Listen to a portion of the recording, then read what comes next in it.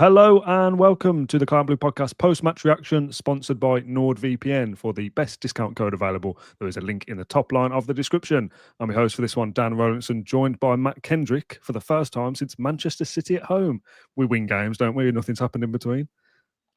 Telling you, mate, that's why I'm back. I'm fed up with us not getting over the line and winning these games. So I've even bought myself, look at the size of that glass of wine. Whoa, that's not a wine glass, is it? That's like a gin glass.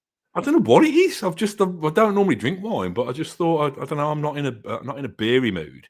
It's like a bloody spaceman's helmet, isn't it? Look at that. Well, this actually is it. It's a lovely segue to a shout out I was going to do at the very end, but as we're here, let's do it now. Let's confirm or deny a report that I got on Blue Sky from Joseph, who said, I walked past Matt having a tin outside Villa Park. Too much of a fanboy to say hello. Was that you? You having tinnies outside the stadium? No, I had a bottle of Yuzu by Smoky Joe's, but no, I'm not. That's not me, mate. No, that's not me. I'm a more civilized liter of wine man, as you know. But you shouldn't have been too shy. You should have gone up and said hello to whoever it was. Anyway, I'm sure they've been perfectly polite. Tell them they love the podcast. As some other bold bloke. Yeah. So it wasn't me, but next time I'll start necking some cans of special brew outside the big Tesco. I'll meet you there Friday night. Can I just clarify what flavour the Yazoo was? Or the milkshakes are available, by the way. Good, man. Chocolate. Yeah, all right. Good. Okay. All right, you're a good one. You're a good one. I'll allow that. Right. Anyway, should we talk football a little bit? Do we fancy it? Might as well, haven't we? As soon as we're here, I suppose. For those the uninitiated, Aston Villa have won their first game of 2025, beating Leicester at home 2-1. The first team available to do the double over, and we have done that, which is always a nice thing to check off. Let's keep that going, shall we? These doubles. The title says an ugly win, which is how I feel about it. And I don't want to be too downbeat about it because a win is a win. But it wasn't very good, was it? Didn't play very well. Not a very good game. I know you were concerned about overhyping it with the word ugly. I thought you were just kind of preempting the fact that I was going to be back just to warn people. Just do yourself down, mate. The ugly one was at Villa Park. We all know that. Yeah, my twin doppelganger. That's the ugly one. They look exactly like me, apparently. Scruffy, I think. This is my Tinder profile here now. I'm just all the adjectives that sum me up. Got my best jumper on today. It was scruffy. It was ugly. It was one of those ones where, you know, it's a bit of a cliche, but forget the quality, feel the points. It was like that. Yeah. If we could win it, I said to my son, I said, that's a great win. He said, Dad, how is it great? I said, because it was a win and we needed it. So it was great in that sense. Wasn't particularly easy on the eye for a lot of the time.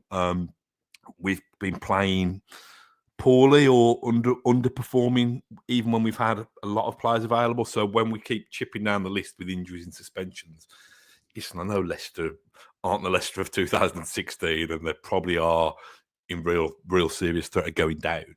But we've had to go and win that today somehow. And I'm not sure how many natural leaders that we had, but somehow we found a way of winning it. So, and because the top half of the table is so concertinaed at the moment, those 3 points all of a sudden give you a spring in your step again, don't they?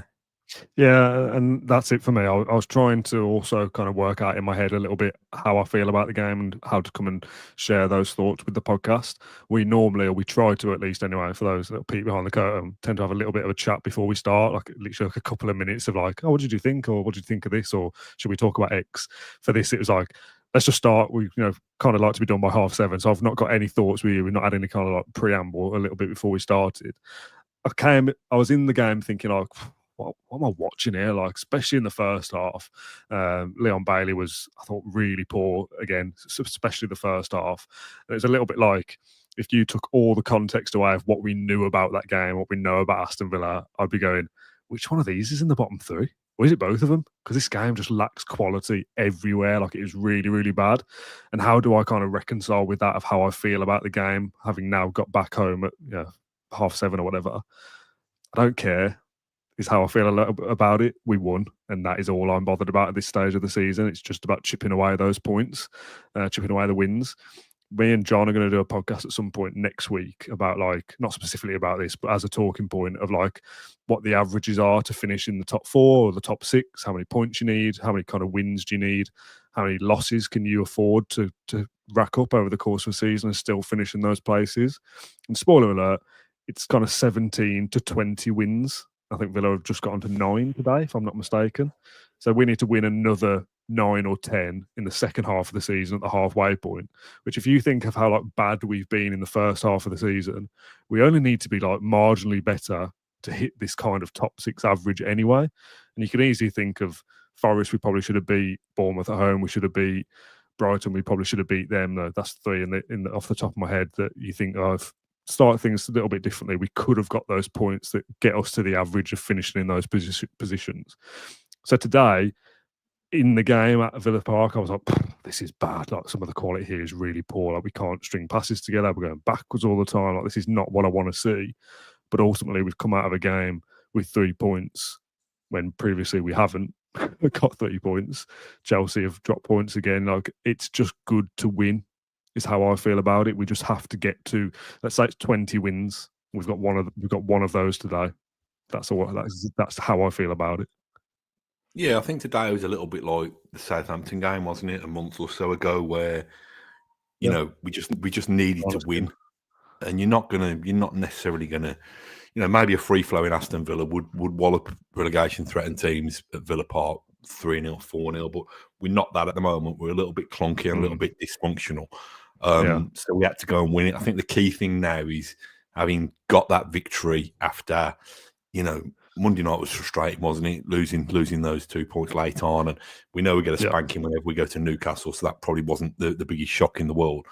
But what's happened to the Villa that wins back-to-back games? What's happened to the Villa that can win 2 or 3 or 4 games in a row? And I think if you're to make up those 9 wins in the second half of the season, you've got to start gluing a couple of them together. Of course, yeah.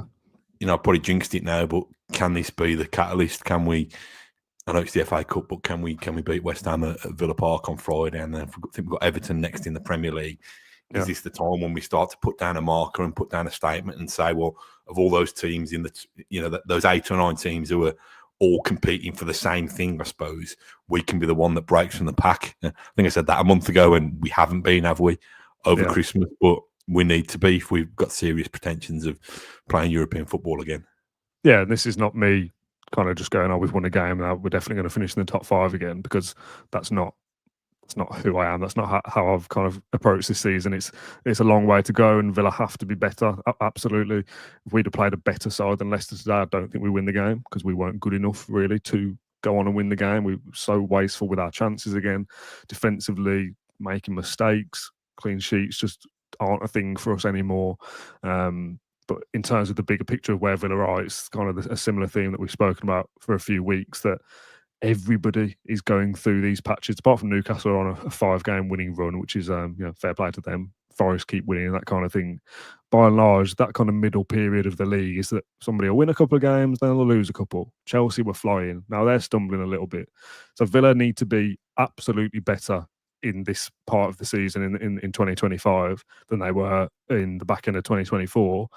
But ultimately, if we just keep doing our own job and chipping away with wins however they come, if that means winning ugly every so often, so be it. We've spoken a bit before about kind of the style over substance, and I was listening to TalkSport on the way back about Tottenham, and it was like, oh, would you rather be entertained and lose 6-5 or win 1-0? And some of their fans were like, oh, 6-5, because I'll go to football to be entertained. And I think it was Jamie O'Hara was like, no, football's about winning. It doesn't really matter how the game comes. You just want to win. For a side like Tottenham, you've got to be competing in Europe. You want to be winning trophies, whatever. It's the same for Villa. We want to be in Europe now for the 3rd consecutive year in a row next season. And to do that, we just have to keep winning. So if today was a bit rough and scruffy or whatever you said before, does it matter? It's 3 points, isn't it? We don't get bonus points for scoring 5 goals today. We get exactly the same result, 3 points. And I get the kind of like, oh well, but that performance doesn't give me confidence for Arsenal or West Ham or whatever, because if we play like that against better teams, we won't get anything. Kind of cross that bridge when we come to it. We had to do our job today and we did it, and that's kind of my final thoughts on it 10 minutes into this. Yeah, I think there's a comment there from McCormack's Gates, which I didn't be able to get over it, to be honest, but it's a really good comment. We're 3 points off 5th and one of the top teams in the Champions League. We need to let that sink in and remind ourselves one of the best managers in all of Europe is our boss. Times are still great. That's bang on, because I've spoken earlier in the season about trying to resist, from a personal point of view, becoming part of an entitled generation of football fans and how it seeps into you before you know it. But if you put it in that context, we probably sport brats in a way that we never dropped out of the top four for the bulk of for a lot of last season. So, surely we're better than this being, 9th, 8th or whatever. But in the wider context of how tight that pack in the Premier League is and how well we're doing in the Champions League, it's still remarkable. And the fact that we're all like, Villa haven't been very good, but we're like, 4 points off the top four or something? Like, we're still in a good position because a lot of the rest of the league are also, obviously, we don't kind of pay that much attention to it, really. Like, we're not, I mean, some of you might be, we're not, you and I definitely aren't. We're not watching 90 minutes of Spurs every week or Newcastle or whoever. We're watching Villa 90 minutes and we're going to see highlights of the others and, so-and-so have won again, okay, whatever. But every team is going to go through the patches that Villa are going through as well. And that is evident based off where Villa are. Everybody in this chat and in the comments would say that Villa haven't been good in the back. Oh, actually, in the whole of 2024. We've had good moments, but overall, we've not been as good as we want to be. Yet the league, in the Premier League and the Champions League, shows that we're actually in a pretty good position. So I take that as a comfort thing of like, well, even despite all that, we're still like, to quote Steve Bruce, what was it actually Steve Bruce said? I don't believe they're thereabouts. But I don't know, don't bring the mood down by quoting Steve Bruce. We are there. Where we are. We're there or thereabouts, aren't we? And that's a decent position to be in January. There's still, 18 games to go in the Premier League. It's a long way. You could win 10 of those and be in the top four. Done. Yeah, I mean, we're still in the FA Cup as well. People forget that. But now, you know what I mean? I think we'll be in it come Saturday, but that's another talking point. Yeah, I think the challenge at the moment. I've seen John's put out some of Emery's quotes about McGinn.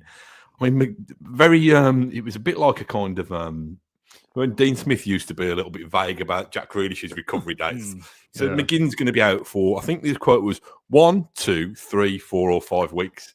It's a bit like he was kind of counting in the intro to a step song or something. The way, is it 5 weeks? Is it 1 week? I think he's done his hamstring to miss Celtic, won't he? If that's the case. Yeah, that is going to be frustrating. I mean, I suppose that's when Celtic about 29th. Is it? So he could have a chance, I suppose, of that. I mean, you'd imagine, not that I'm any doctor, but you'd imagine he's going to be out for at least a fortnight with a hamstring anyway. But the point I was going to make is, obviously, we've had suspensions to Rodgers and Duran. We've got Pau Torres, who's out for a couple of months now. I think Philigine's injured. McGinn's injured. Carlos is injured and stuff like that.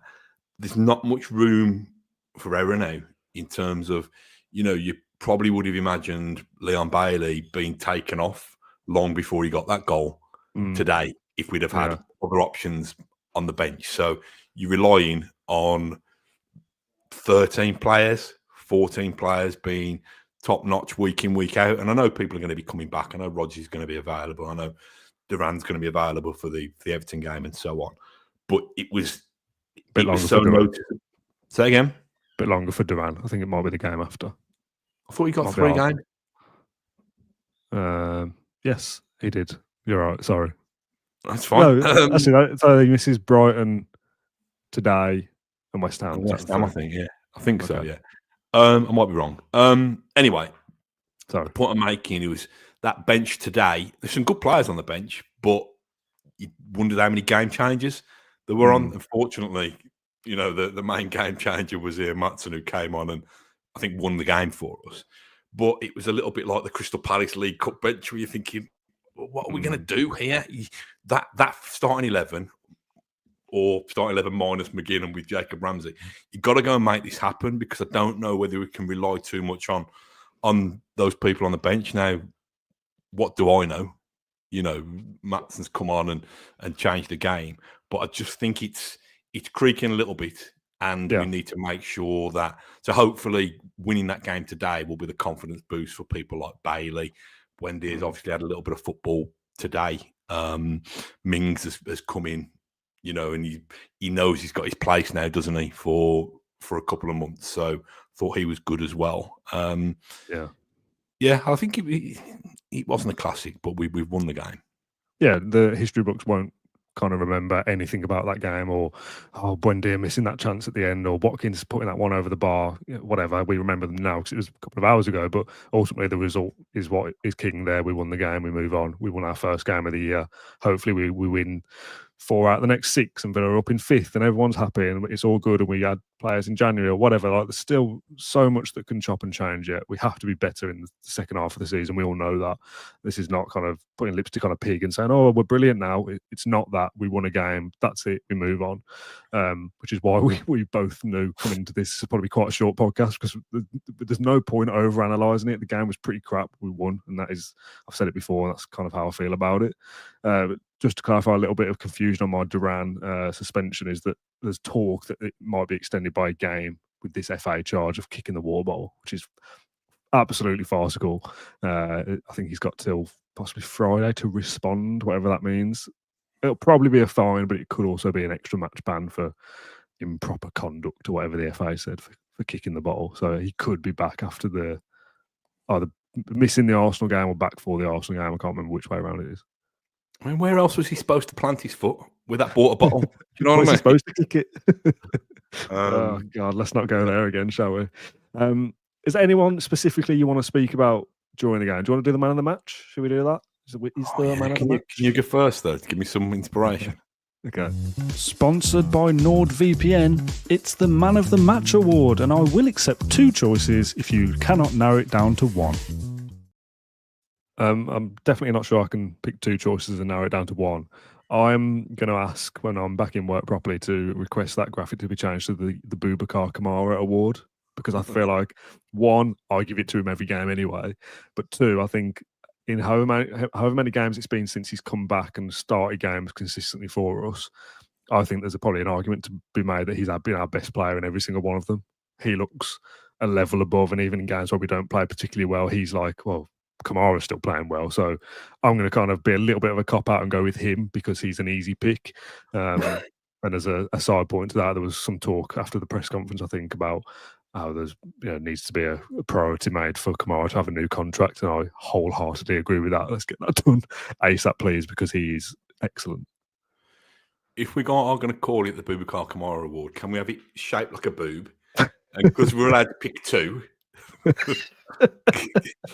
So I'll go with the fellow who sits down the road from me, Ben. I think I've called him so many names in the past. Ben, he said to me, like, when it was particularly crap at the start of the second half, or whatever, he shouted over. He lives, sits a couple of seats down from me. He said, "Who are you going to pick for your man of the match today, Matt? And I know you can have 2 if you want to, or whatever."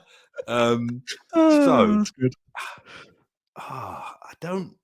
Barkley was good. I thought there's a few shouts for him in the comments that he came in and Barkley and Marston, because they've been so Barkley, unless he's hit that as sweetly as he does, I didn't see a way through for us at that time.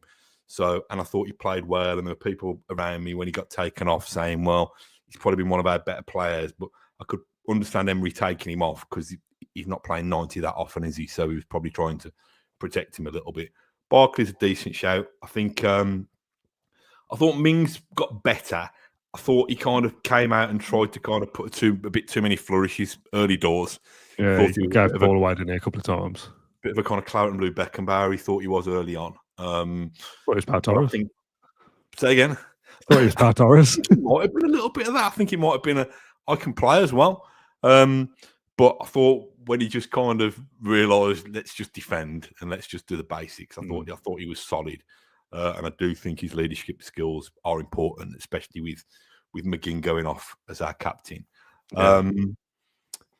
Yeah, I know he's only on the pitch for like 20 minutes in Martin, but I just thought it's really harsh because Luca Dean has been a really pivotal part of where we've got to in recent years. But I said to my son, I bet Luca Dean's watched Ian Matson do that and then thought, is a left back allowed to be that far up the pitch? Are you allowed to do that? Because he just doesn't play that way, does he? He's not that kind of player. I think even when we got a free kick on the edge of the box, probably the wrong side for him anyway, we ping it to the back post rather than having a shot on goal. But, I don't think Matson was on the field long enough to probably earn man of the match, but I do think he was a really significant kind of introduction that ultimately won us the game. Yeah, absolutely. I want to run something past you. We've spoken about, I say we, the royal we of me and whoever else was on at the time. It wasn't you speaking about Mings coming back in after Torres was injured. Whether I said something like, maybe it will kind of stumble upon a back four that is a little bit more solid now with Cash right back, Contra and Mings as your centre halves, and Luca Dean at the moment. But, you could put Matson in there as well, potentially.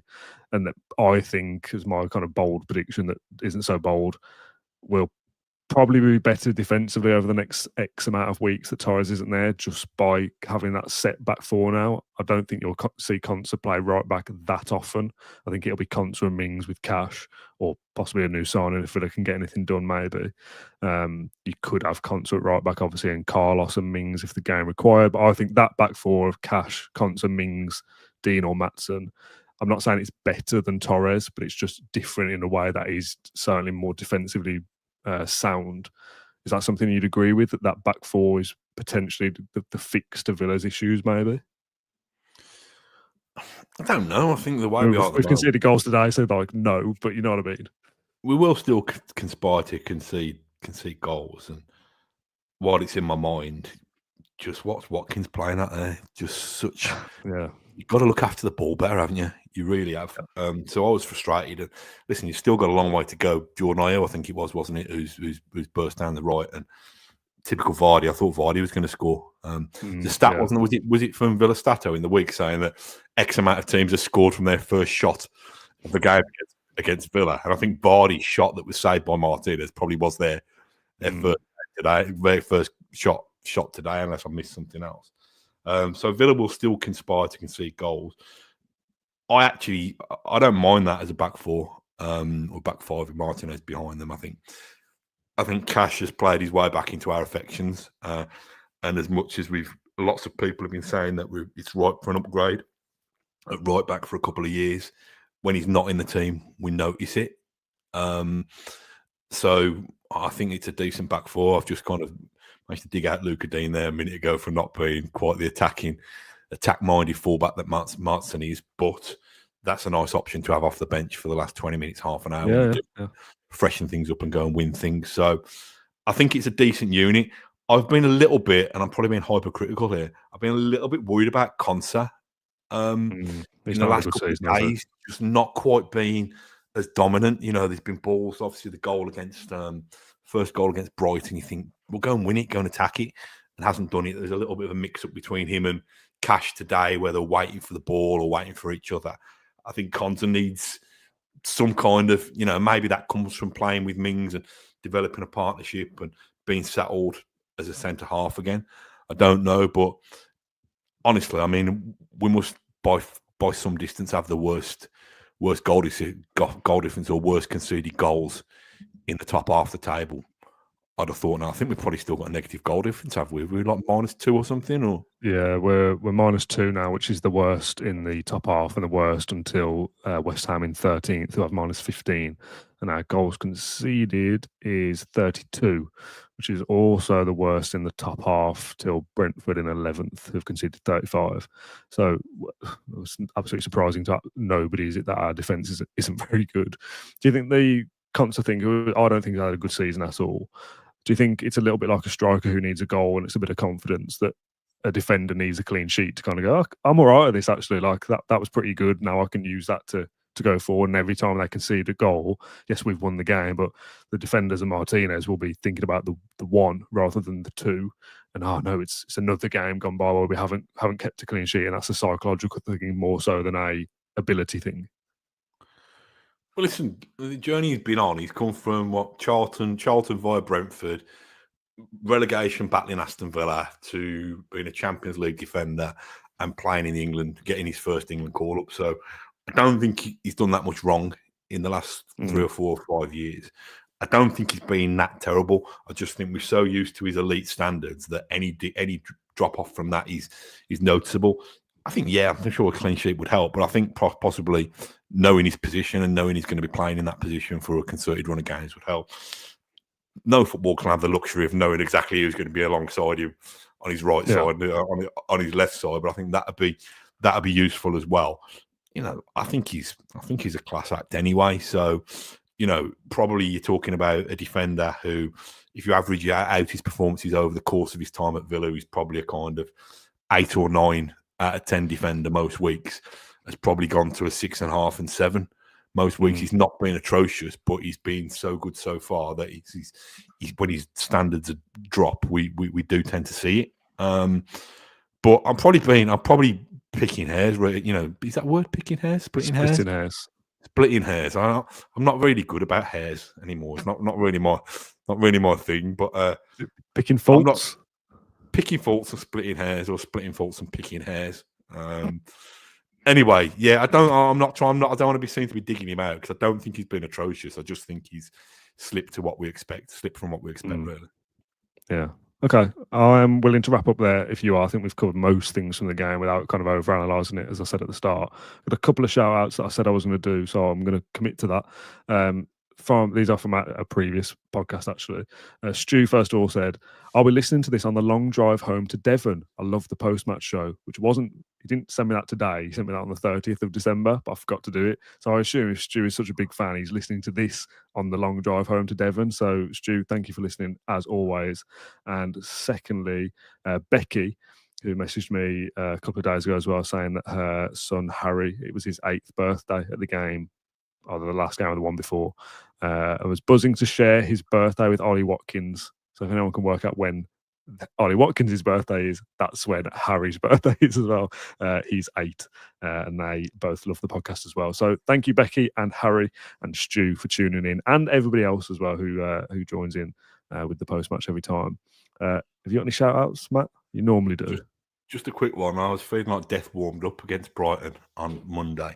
I don't feel a great deal better now, but I'm trying to self-medicate with a drop of red wine. But there's a guy called Steve Ayling who I bumped into at Dortmund away in pre-season, and I was probably 5 or 6 points in then. But he shouted me. He was over for Christmas, and he shouted me as we were coming out the Trinity with some of his mates on Monday night. So big shout out to him. He's gone back to Switzerland now. I think he's based in Switzerland. So God bless you.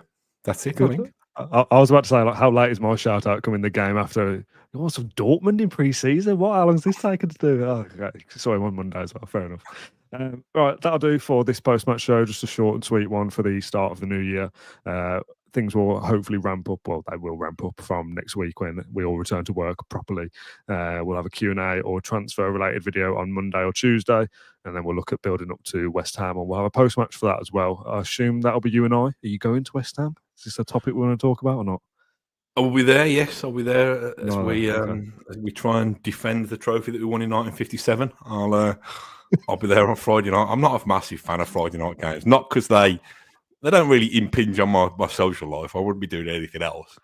But yeah, I suppose if you win, it gives you a nice glow going into the weekend, and if you lose, you can get over it, can't you, until the next year of FA Cup misery. Yeah. Okay, right. Expect a busier week from us on the podcast next week then. Matt, thank you for joining me for this one. You can go off now and watch Ant and Deck's Limitless win or whatever you wanted to finish at 7:30 for. So off you go and do that. Thanks everyone who watched along or listened to this episode of the podcast, and we'll be back on Monday or Tuesday with another one. Thank you, and we'll see you then. Bye-bye.